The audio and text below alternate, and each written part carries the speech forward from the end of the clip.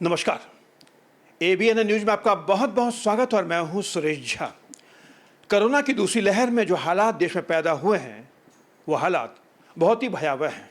खासकर हम अगर बात करें जुडिशरी की तो वकीलों की हालत किसी से छिपी नहीं है। वकीलों ने कोरोना की दूसरी लहर में खुद को खड़े होने के लिए लोन की डिमांड की थी। बार से कहा था कि उनको लोन मिलना चाहिए ताकि वो अपने परिवार का भरण पोषण कर सकें। आज इसी विषय पर हमारे साथ बातचीत करने के लिए मौजूद है नई दिल्ली बार एसोसिएशन के सेक्रेटरी हैं नागेंद्र कुमार जी। आइए इनसे बातचीत करते हैं। सर, कोरोना की दूसरी लहर में देखा आपने कि जिस तरीके से वकीलों की जो हालात हुई है बड़ी बद से बदतर थी। राशन के लिए लाइन में लगना पड़ा। अब वकीलों से ये डिमांड की कि हमें खड़े होने के लिए, हमें खर्चा चलाने के लिए, अपने परिवार का भरण पोषण करने के लिए हमें लोन मिलना चाहिए। तो क्या से इसका आपने कुछ इंतजाम किया आपने लोन के लिए? देखिए, लोन की जहाँ तक बात है, ये सिर्फ हमारी बार एसोसिएशन की बात नहीं है, ये पूरी दिल्ली के जितने भी एडवोकेट्स हैं उनमें अगर बात करेंगे तो एक सब्सटेंशियल पोर्शन ऐसा है जिनके पास फाइनेंशियल स्टेबिलिटी नहीं है। काफ़ी हद तक एक कंसिडरेबल परसेंटेज ऑफ एडवोकेट्स हैं जो स्ट्रगलर्स हैं, जो डेली बेसिस पे अपने काम करते हैं और उसके बेसिस पे उनका घर परिवार चलता है। मार्च 15, 2020 के बाद से कोर्ट्स की फंक्शनिंग ऑलमोस्ट बंद है। बीच में वर्चुअल कोर्ट्स स्टार्ट हुए भी थे, थोड़ा सा जनवरी फरवरी में फिज़िकल भी स्टार्ट हुआ था, लेकिन अभी जब तक वो इस लेवल तक पहुंचता है जहां से लोग नॉर्मल पे आ पाते हैं, उसके पहले फिर से सेकेंड वेव आ गई। तो इनफैक्ट अगर सच पूछें तो पिछले 1.5 साल से एडवोकेट्स और लीगल फ्रेटर्निटी की हालत सबसे ज़्यादा ख़राब है। बाकी किसी भी फ्रेटर्निटी की बात करें तो अगर गवर्नमेंट एम्प्लॉय है तो उसको सैलरी मिल जाती है, अगर वर्कर क्लास है तो उसको गवर्नमेंट कोई ना कोई स्कीम लेकर के आ जाती है, बिज़नेस क्लास है उसके लिए भी कोई ना कोई स्कीम लेकर के आ जाती है। आप देखे होंगे बिज़नेस क्लास के लिए लोन में इंटरेस्ट मोरेटोरियम कर दिया गया, टैक्स फाइलिंग के लिए डेट एक्सटेंड कर दिया गया। हर क्लास के लिए गवर्नमेंट ने सोचा, लेकिन लीगल फ्रेटर्निटी के लिए आज तक कभी भी किसी गवर्नमेंट ने नहीं सोचा कि इस 1.5 साल के पैंडेमिक में लीगल फ्रेटर्निटी ने जो सफ़र किया है उनको किस तरह से सस्टेन किया जाए। क्योंकि अल्टीमेटली लीगल फ्रेटर्निटी एक ऐसी फ्रेटर्निटी है जो अपने पढ़ाई लिखाई, अपने नॉलेज के बेसिस पे कोर्ट को असिस्ट करती हैं, और वो उनसे आप ये नहीं उम्मीद कर सकते कि अगर वकालत नहीं चल रही है, कोर्ट बंद है, तो वो कहीं खड़े होकर के चाय की दुकान लगा लें या पान की दुकान लगा लें। एक बिजनेसमैन का दुकान अगर नहीं चलेगा तो वो एक बिज़नेस छोड़ कर दूसरा शुरू कर सकता है। एक नौकरी करने वाला आदमी एक जगह से छूट जाएगा तो दूसरे जगह चला जाएगा। लेकिन एडवोकेट एक ऐसा प्रोफेशन है कि कोई और काम वो कर नहीं सकता, उसके पास यही एक साधन है। ऐसी सिचुएशन में to maintain the dignity of advocates, bar councils ने इवन यहाँ तक कोशिश की, सुप्रीम कोर्ट में पिटीशन भी फाइल किया गया कि एडवोकेट्स को at a minimal rate of interest loan दिया जाए। 3 लाख, 4 लाख, 5 लाख, 7 लाख, 10 लाख, जो भी हो सकता हो। वो पिटीशन आप देखिए 2020 जून या जुलाई वगैरह में फाइल की गई है। आज 1 साल से वो पिटीशन आज भी पेंडिंग है, उस पर कोई डिसीजन नहीं हुआ। सुप्रीम कोर्ट ने भी बाकी हर चीज़ को टेकअप किया, लेकिन इस पिटीशन पे सुप्रीम कोर्ट ने रेफ़र किया हुआ है ओपिनियन के लिए। Probably it is lying with solicitor general और अटॉर्नी जनरल, एडवोकेट जनरल। लेकिन 8 महीने से सुना हूँ कि जो लास्ट मेरे पास रिपोर्ट है कि 8 महीने से उस पर कोई एडवाइस अभी तक आई नहीं है। That file is still pending. तो ये एक ऐसा एरिया है जिसमें एडवोकेट्स के लिए आज भी कोई सोचने को तैयार नहीं है। जुडिशरी के पास इतने फंड्स हैं, जुडिशरी के पास जितने फंड्स हैं उसी फंड्स में से एटलीस्ट एक सर्टेन कुछ क्राइटेरिया फिक्स कर देते कि हाँ, जिनका इनकम इससे कम है या जो इतने साल तक की प्रैक्टिस वाले हैं या जो इस तरह के कैटेगरी में फॉल करने वाले लोग हैं, उनके लिए कुछ स्टाइपेंड, इंटर्नशिप, कुछ प्रोविज़न हो जाता है, कोई ना कोई और सॉल्यूशन निकाल दिया जाता है। तो न तो जुडिशरी सोचती है, न गवर्नमेंट सोचती है, न भारत सरकार सोचती है, न दिल्ली सरकार सोचती है।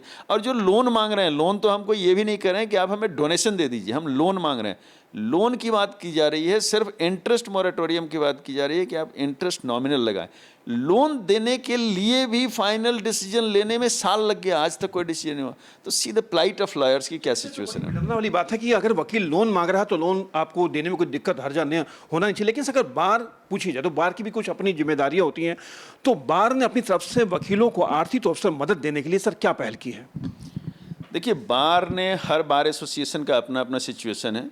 बार काउंसिल ऑफ दिल्ली ने भी पिछले साल कुछ फाइनेंशियल मदद की है एडवोकेट्स को, कुछ सेलेक्टेड एडवोकेट्स को, depending on financial criteria and whatever. Similarly जो दिल्ली के बार एसोसिएशंस हैं उसमें भी कई बार एसोसिएशंस ने काफ़ी सारी मदद करी है।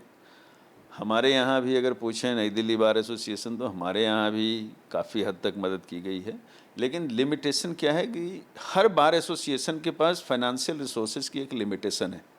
ऐसा नहीं हो सकता कि हर एडवोकेट्स की हर ज़रूरत को ध्यान में रख लिया जाए। एक जो दिया जाता है इट्स लाइक ए पिनट, उससे कुछ नहीं होना, 1 महीने का खर्च भी नहीं चलेगा उससे। तो आप उसको कोई बेंचमार्क नहीं मान सकते कि उसके बेसिस पे वो सर्वाइव कर जाएंगे। अब सपोज कीजिए किसी को अगर 5, 10, 15, 20, 25 हज़ार, 50 हज़ार रुपये मिल भी जाते हैं तो कितने दिन का खर्चा चल जाएगा? 1.5 साल से जिस आदमी के पास काम नहीं है, अगर उसको पैसे थोड़े बहुत मिल भी जाते हैं तो क्या कर लेगा? पहले किराया देगा कि बच्चे के स्कूल फीस देगा कि मेडिकल बिल देगा कि घर के किचन चलाएगा कि बाकी सारे काम करेगा। आप आज की डेट में दिल्ली में अगर आप देखें, एक हस्बैंड वाइफ और 2 छोटे छोटे बच्चे, अगर इतनी छोटी सी भी फैमिली है तब भी उसको महीने में कुछ भी नहीं चाहिए, कुछ भी नहीं चाहिए, तब भी कम से कम 30 से 40 हज़ार रुपये उसको पर मंथ चाहिए ताकि वो सस्टेन कर सके एक ढंग की ज़िंदगी। तो आज अब बार एसोसिएशन से जो उम्मीद कर रहे हैं, बार एसोसिएशन के रिसोर्सेज कम हैं। हाँ, जिस बार एसोसिएशन में मेंबर्स ने डोनेट किया है जनरसली, वहाँ पे थोड़े रिसोर्सेज ज़्यादा हैं। लेकिन डिस्ट्रिक्ट कोर्ट बार एसोसिएशन में उस तरह के मेंबर्स भी नहीं होते हैं। सुप्रीम कोर्ट, हाई कोर्ट में क्या है कि मेंबर्स इस तरह के हैं, दे अर्न, उस हिसाब से वो अर्न करते हैं, तो उस हिसाब से वो डोनेट करने में भी जनरसिटी दिखाते हैं।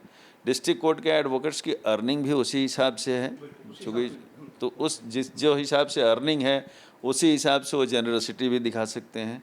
तो आप वो उस चीज़ को कहीं भी एट पार बेंचमार्क नहीं फिक्स कर सकते कि बार एसोसिएशन ने क्या किया। हाँ, ये ज़रूर है कि हर बार एसोसिएशन ने, मेरे ख्याल से हमने तो किया है, बाकी बार एसोसिएशंस ने भी जिससे जहाँ जितना हो सका है अपने मेंबर्स की मदद करी। बताइए कि दिल्ली के मुख्यमंत्री अरविंद केजरीवाल ने फंड की बात कही थी, क्या उस फंड को लेकर सर क्या हुआ अभी तक? वो फंड जो उन्होंने कही थी 2019 की बात है, तो उस फंड में उन्होंने शुरुआत में कही थी कि दिल्ली के सारे वकीलों को टर्म इंश्योरेंस देंगे, मेडिक्लेम देंगे। फाइनली 1.5 साल 2 साल के बाद आज दिल्ली में देखिए करीब 1 लाख एडवोकेट्स हैं। 1 लाख में से सिर्फ 22,000 वकीलों को टर्म इंश्योरेंस दी गई, 25-26 हज़ार एडवोकेट्स को मेडिक्लेम दिया गया, और बाकी लोगों के लिए आज तक सुनवाई ही नहीं है। तो मुझे तो ये लग रहा है कि वो बेसिकली एक इलेक्शन का, जो पॉलिटिकल लैंग्वेज में लोग बोलते हैं जुमला, कि वो छोड़ दिया गया, 2019 फरवरी में छोड़ा गया, इलेक्शन ख़त्म हो गया, इलेक्शन में जीत गए, उसके बाद अब कोई इम्पोर्टेंस थी नहीं, तो इसलिए उसको टाले जा रहे हैं। 2019 की फरवरी में 12 फरवरी 2019 को ऑल इंडिया एडवोकेट्स की स्ट्राइक हुई थी। उस दिन बार काउंसिल ऑफ इंडिया से लेकर के बार काउंसिल ऑफ स्टेट्स के रिप्रेजेंटेटिव से लेके coordination committee of Delhi district bar associations के हम सारे लोग फाइनली जंतर मंतर से हम रविशंकर प्रसाद जी के पास मिलने गए थे शास्त्री भवन में। उसमें उन्होंने भी बोला था कि अभी वहाँ पे एक कमेटी बना देते हैं and government of India will decide at the earliest कि क्या हम स्कीम निकाल सकते हैं एडवोकेट्स की वेलफेयर के लिए। आज 2019 फरवरी से जुलाई 2021 में हम आ गए हैं, आज तक कहीं कुछ स्कीम नहीं दिखा है।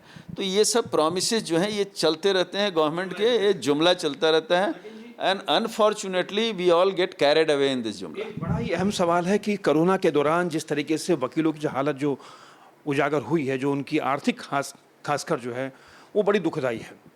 वकीलों को पता चल गया कि हमारी क्या हालत है, काम धंधे इस तरह से बंद हुए। वकील अब एक मांग ये कर रहे हैं कि हमारे एडवोकेट एक्ट जो है उसमें कम से कम अब जो है बदलाव लाना चाहिए, क्योंकि हम लोग एडवोकेट एक्ट के तहत हम लोग बंधे हुए हैं, बंधन में हम लोग के, इसके अलावा कोई काम नहीं कर सकते। तो क्या आप इसके पक्ष में हैं? देखिए, बंधन अपनी जगह है।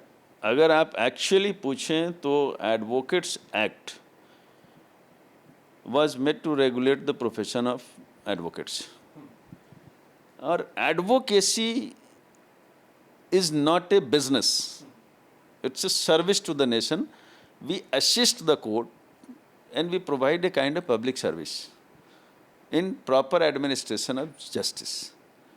उस सिचुएशन में अगर आप इस बात को ख़त्म कर देंगे कि हाँ जो एडवोकेट है वो बाकी कुछ भी कर सकता है, तो मेरे ख्याल से जो इसकी जो गरिमा है एडवोकेट्स की, वो गरिमा ख़त्म हो जाएगी। तो क्या डिसाइड होता है, क्या वेव चलता है, वो अपनी जगह है, पर मेरे ख्याल से प्रोफेशन की गरिमा को बनाए रखने के लिए इस प्रोफेशन का जो ओरिजिनल बेसिक एलिटिस्ट नेचर था, वो नेचर भी बनाए रखना जरूरी है। नहीं, आपने बात सही कही कि इसमें गरिमा है, एडवोकेट का एक नेशन के प्रति काम होता है, लेकिन कहा जाता है कि भूखे पेट ही भजन नहीं होता है। नहीं, भूखे पेट भजन नहीं होता है, वो बात ठीक है, लेकिन एक बात बताएं, अगर आपको सिर्फ रोटी के लिए वकालत के पेशे में आना है तो आप वकालत के पेशे में क्यों आ रहे हैं? आप कोई और काम कर लीजिए जिसमें आपको बहुत अच्छा रोटी का जो इंतजाम मिल जाएगा। सिर्फ पैसा कमाने के लिए वकालत के प्रोफेशन में मुझे नहीं लगता कि ओरिजिनली कॉन्सेप्चुअली कोई आता होगा।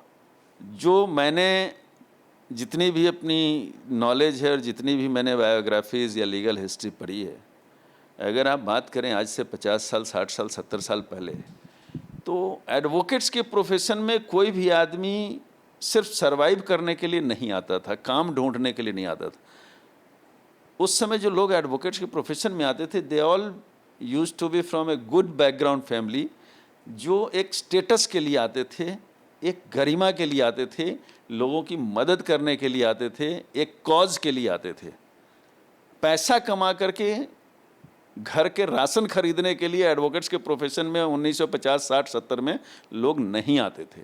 तो ये बाय पैसेज ऑफ टाइम जो चेंजेज हो रहे हैं, ठीक है, सोशल स्ट्रक्चर है, सोशल साइंस एक ऐसा है, it's subject to change always, but मेरा अपना कॉन्सेप्ट जो है वो ये है कि एडवोकेट्स की गरिमा तभी तक है जब तक आप उसके बेसिक नेचर को बनाए रखें। चलिए सर, आपका बहुत बहुत धन्यवाद।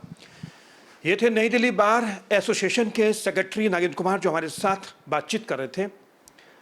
एडवोकेट यानी वकील, कोरोना की दूसरी लहर, कोरोना की पहली लहर, जिस तरीके से वकीलों पर जो आर्थिक मार पड़ी है, वकीलों तमाम कोशिशें की कि किसी तरह से उनकी आर्थिक स्थिति सुधरे, लेकिन वकीलों ने जो कहा है वो यहाँ तक कह डाला है कि उनको जिस तरह से उनकी आर्थिक हालत है, एडवोकेट एक्ट में बदलाव लानी चाहिए। उन्होंने लोन मांगा है, उन्होंने घर का खर्च चलाने की तमाम चीज़ें कही हैं, लेकिन कहीं ना कहीं सरकार को चाहे किसी को भी वकीलों की आर्थिक स्थिति तक ध्यान देना बहुत ही जरूरी है। कैमरा पर्सन राहुल के साथ सुरेश झा, ABN न्यूज़, दिल्ली।